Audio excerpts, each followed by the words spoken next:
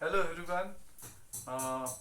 एक बार फिर से लग्न स्थान पे आ जाते हैं। आई थिंक लास्ट वीडियो जो पोस्ट किया था तब मैंने कुछ प्रेडिक्शंस दिए थे, और उसके साथ साथ अभी नाउ एक बार we will come back to लग्न स्थान, क्योंकि हमने ये देखा कि कुंडली यानी जब आप पैदा होते हैं तो उस समय का आकाश का एक तरह का मैप हो गया।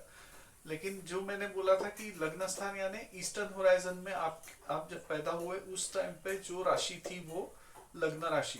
तो ये बात साथ ही साथ मैंने एक बार और दोहराना है कि आपकी कंप्लीट स्काई को आपको 12 राशि में डिवाइड किया है।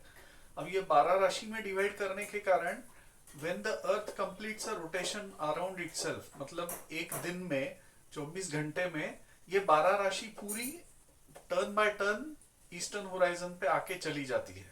तो in a way you can say that at any given location ये 12 राशि ईस्टर्न होराइजन पे पूरी चक्कर लगाती है। मतलब आपके जन्म स्थान, आपके जन्म जन्म जन्म के समय मान लीजिए मेष राशि थी ईस्टर्न होराइजन पे, थोड़ी देर के बाद वृषभ आएगी, बाद में मिथुन आएगी, सो ऑन सो फोर्थ।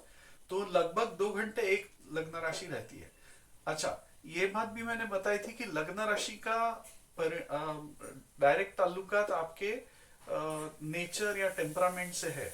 लेकिन क्या इसका मतलब यह है कि पूरे विश्व में या ब्रह्मांड में सिर्फ 12 ही तरीके के लोग हैं? It's not that way. So उसमें बहुत सारे एस्पेक्ट्स हैं। जैसे नेचर के लिए आपको चंद्र, शुक्र, बुध को भी कंसिडर करना पड़ेगा, साथ ही अलॉन्ग विद द लग्नेश और लग्नाधिपति, और लग्न स्थान में कौन से ग्रह है वो भी उसको उसको भी आपको कंसिडर करते हुए चलना पड़ेगा। Now I will give you a small challenge. In the last century itself दो ऐसे व्यक्ति होके गए जिनका दोनों का तुला लग्न था, तुला तुला लग्न राशि थी, और साथ ही साथ उन दोनों में इतना जमीन आसमान का अंतर है। एक था अहिंसा का पुजारी और दूसरा ही वुड बी एपिटोमाइज हिंसा या वायलेंस। तो ये ऐसे दो कौन बड़े फेमस लोग थे, इसके बारे में आप मुझे व्हाट्सएप पे मैसेज करेंगे, और जो सबसे पहला मुझे मैसेज करेगा उसको मैं एक फ्री क्वेश्चन आंसर कर दूंगा। So this is the first thing. Now एक बार मैं आपको बता दूं कि जैसे यहाँ पे मेष राशि है, तो कुछ देर के बाद ईस्टर्न होराइजन पे वृषभ राशि आएगी। तो इस तरह से ये राशि का भ्रमण on the eastern horizon will keep on taking place. So इसके बाद मैंने आपको ये लग्न स्थान और चतुर्थ स्थान दोनों के बारे में बताया।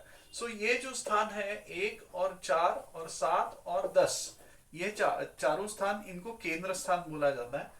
और ये 5 और 9 स्थान जो है ये कोणाधिपति या कोण स्थान बोला जाता है। तो ये सारे स्थान आपके व्यक्ति के कुंडली में बहुत इंपॉर्टेंट या बड़े मायने रखने वाले स्थान है।